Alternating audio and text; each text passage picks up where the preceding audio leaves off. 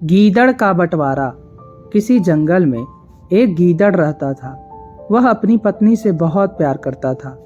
उसकी हर इच्छा को पूरी करना वह अपना कर्तव्य समझता था। जंगल के सारे जानवर उनका प्यार देखकर दंग रहते थे और उनका प्यार सबके लिए आदर्श माना जाता था। दोनों का व्यवहार बहुत अच्छा था।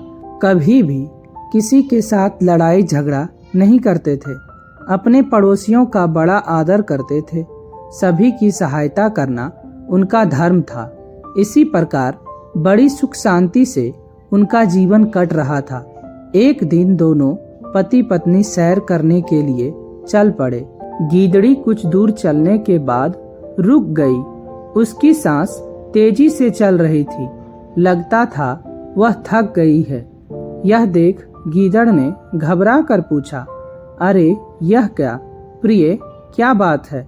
तुम बहुत थकी हुई सी लग रही हो। गीदड़ी ने बुझी सी आवाज में उत्तर दिया, स्वामी, बात यह है, मैं बहुत कमजोरी महसूस कर रही हूँ। आजकल मुझे शीघ्र ही थकान सी हो जाती है।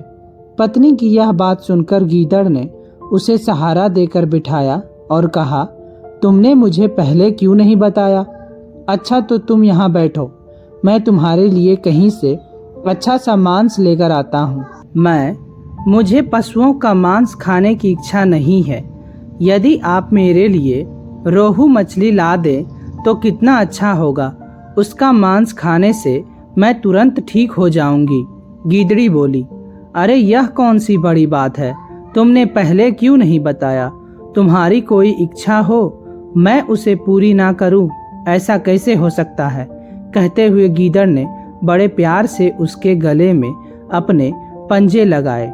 वह गीदड़ी को बहुत प्यार करता था। उसकी हर इच्छा खुशी से पूरी करता था। पशुओं का मांस लाना तो उसके बाएं हाथ का खेल था, लेकिन पानी के जानवरों से उसका दूर तक वास्ता नहीं था। वह इसी उलझन में पड़ गया कि किस तरह पानी में उतरकर रोहू मछली पकड़ी जाए, जिसे खाकर उसकी पत्नी की तबीयत ठीक हो जाए।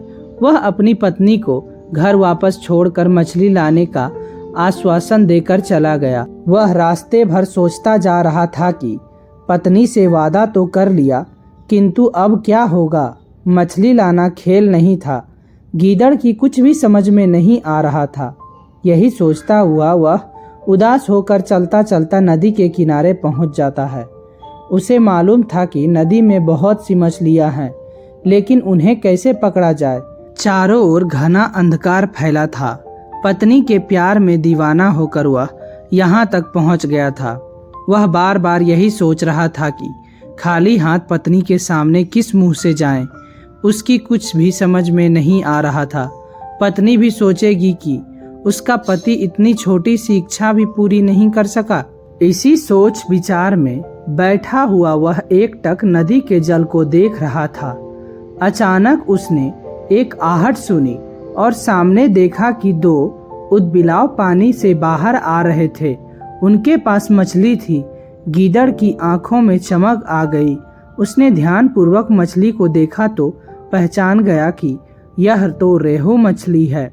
इसे ही मेरी पत्नी ने मांगा था, किंतु मैं इसे कैसे प्राप्त कर सकता हूँ? निराश होकर गीदड़ एक कोने में बैठ गया। वह लालची दृष्टि से एकटक मछली को देखे जा रहा था। उसका दिमाग अपना कार्य करने में लगा था। उसने देखा दोनों ऊदबिलाव मछली को बीच में रखे हुए बैठे थे। एक ऊदबिलाव दूसरे से बोला, बड़ी समस्या है मित्र, मछली तो एक ही है, हम दो, इसका बंटवारा कैसे किया जाए? मछली को बीच में रखकर दोनों सोचने लगे। उनकी कुछ समझ में नहीं आ रहा था, क्योंकि उन्हें एक दूसरे पर विश्वास भी नहीं था। दोनों का संदेह था कि बांटने वाला बड़ा हिस्सा ले लेगा या बराबर हिस्सा न मिलने पर झगड़ा होगा, जिससे उनकी पुरानी मित्रता दुश्मनी में बदल जाएगी। उधर चुपचाप बैठा हुआ गीदड़ यह सब तमाशा देखे जा रहा था। उसकी नज़र मछली पर टिकी थी। उनकी बातें सुनकर गीदड़ समझ गया कि बंटवारे को लेकर इनका झगड़ा अवश्य होगा।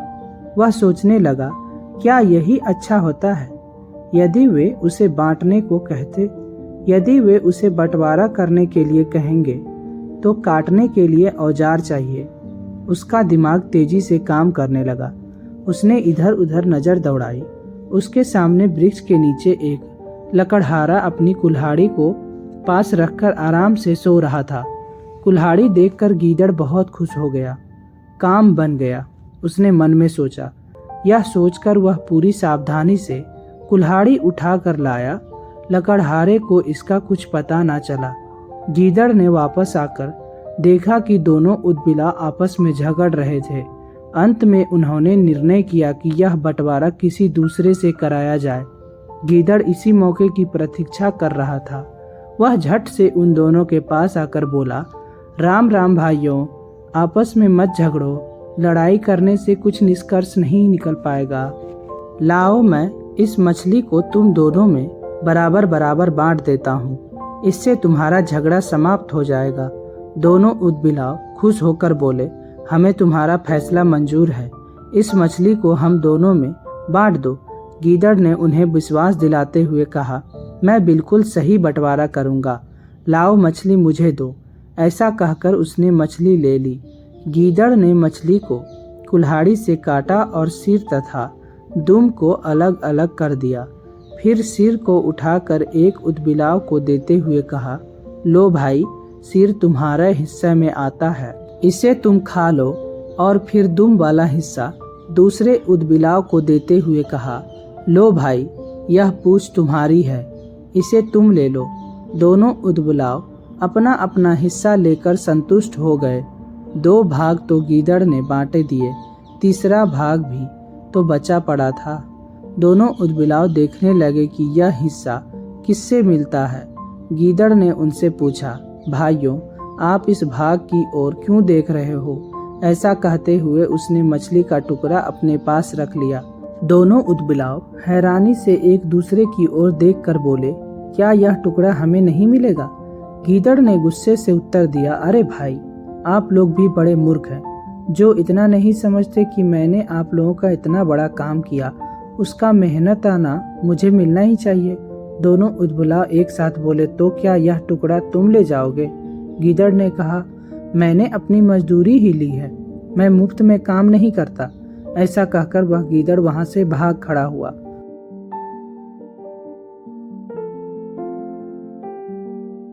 दोनों उदबिलाव निराश होकर गीदड़ को जाता हुआ देखते रहे और कहने लगे, हमने एक दूसरे पर विश्वास ना करके तीसरे पर विश्वास किया, इससे हमें इतना बड़ा नुकसान सहना पड़ा।